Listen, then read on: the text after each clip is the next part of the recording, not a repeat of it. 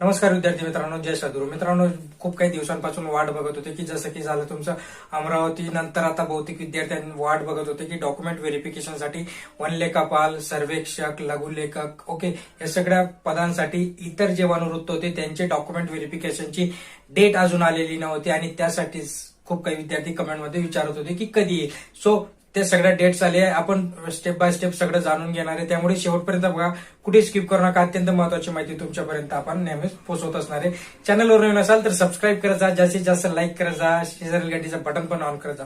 बघा, ज्याप्रमाणे अमरावतीचं मागच्या 8 दिवसापासून हॉल तिकीट आले होते की त्याच्या म्हणजे एक माहिती प्रसिद्ध झाली होती की 28 तारखेपासून त्यांचे डॉक्युमेंट्स व्हेरिफिकेशन असणार आहे. ओके, सेम त्याच प्रकारे आता नागपूर वनवृत्ताचं पण आलंय आणि इतर वनवृत्त अजून 2-3 वनवृत्तांचे अजून डॉक्युमेंट्स व्हेरिफिकेशनसाठी त्यांच्याकडून माहिती प्रसिद्ध करायची राहिली. ज्यावेळेस तुम्ही आपल्या पोर्टलमध्ये जाल, पोर्टलमध्ये तुम्हाला स्पष्ट दिसणार आहे की अकाउंटंट नागपूरसाठी ओके, नंतर अकाउंट अमरावती, यवतमाळची प्रसिद्ध झाली मित्रांनो, धुळ्याची प्रसिद्ध झाली, नाशिक जिल्ह्याची प्रसिद्ध झाली, कोल्हापूर जिल्ह्याची प्रसिद्ध झाली. ओके, पीसीएफसी ऑफिस यांच्याकडून ही प्रसिद्ध करण्यात आली.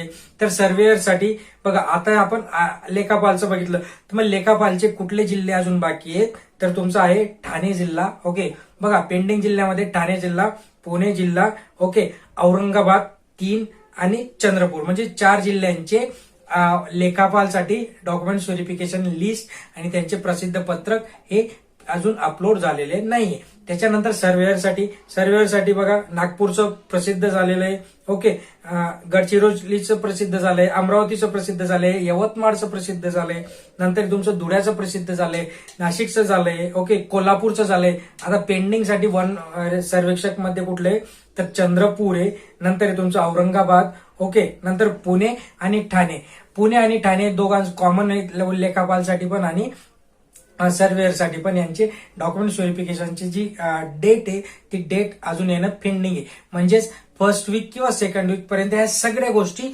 कम्प्लीट होतील. त्याच्यानंतर तुमची फायनल कट ऑफ लागेल. फायनल तुमचा जो काही रिझल्ट आहे, फायनल रिझल्ट लावण्यात येईल तुम्हाला तिथे सिलेक्शन आणि नंतर तुमचं जॉईनिंग लेटर आहे फेब्रुवारी पर्यंत, लास्ट वीक फेब्रुवारी पर्यंत ते देणार आहेत असं त्यांनी सांगितलंय. ओके, भेटूया पुढच्या व्हिडिओमध्ये. तोपर्यंत जय हिंद, जय महाराष्ट्र. चॅनलवर नवीन असाल तर सबस्क्राईब करत जा, लाईक करत जा. धन्यवाद.